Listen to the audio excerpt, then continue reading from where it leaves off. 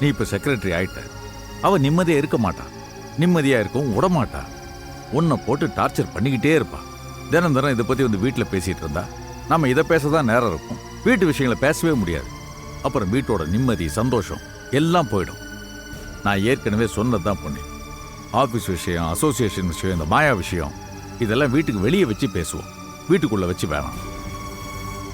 வீட்டுக்குள்ள நம்ம சந்தோஷமான விஷயத்தை பத்தி மட்டும் பேசுவோம், சரியா? சரி.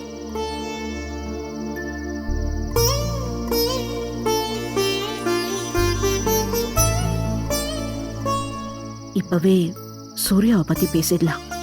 பாவம் உள்ள எவ்வளவு பதறி போயிட்டான். சூர்யாவை பத்தி உங்ககிட்ட பேசலான்னு இருக்கீங்க. அவன் தனியா கடை வச்சு ரொம்ப பொறுப்பா நடந்துக்கிறான். அவன் முன்னாடி மாதிரிலாம் இல்லைங்க, இப்ப ரொம்ப பொறுப்பா இருக்கான். தனியா தொழில் நடத்தி வளர்ந்துகிட்டு இருக்கான். அது மட்டும் இல்ல, இப்ப கூட பாருங்க, உங்களை அந்த மாயா ஆளுங்க அடிக்க போகும்போது எவ்வளவு பதட்டமாகி கோவப்பட்டிருக்கான்னு தெரியுமா? அவனுக்கு உங்க மேல அவ்வளவு பாசம். நீங்க கோவப்படுவீங்கன்னு தெரிஞ்சும் அவன் உங்களை வந்து காப்பாத்திருக்கான். உங்களை காப்பாத்தினதும் அவன் தான் எனக்கு போன் பண்ணி சொன்னான். அப்புறம் நீங்க கார்ல அவனை பார்த்துக்கிட்டே வந்தீங்களா? அதையும் என்கிட்ட சொன்னாங்க. அப்பாக்கு என் மேல பாசம் இருக்குமா? அப்பாவை என்ன மன்னிச்சுட்டு சொல்லுமான்னு கெஞ்சி கேட்டான். எனக்கு உங்களை நல்லா தெரியுங்க.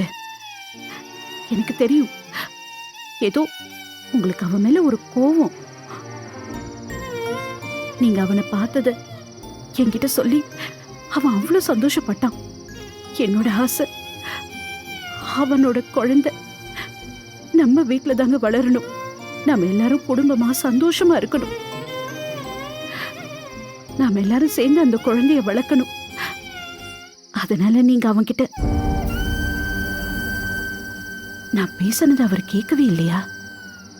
கடவுளே, எப்பதான் என் சூர்யாவை அவரை ஏத்துக்க வைக்க போறியோ?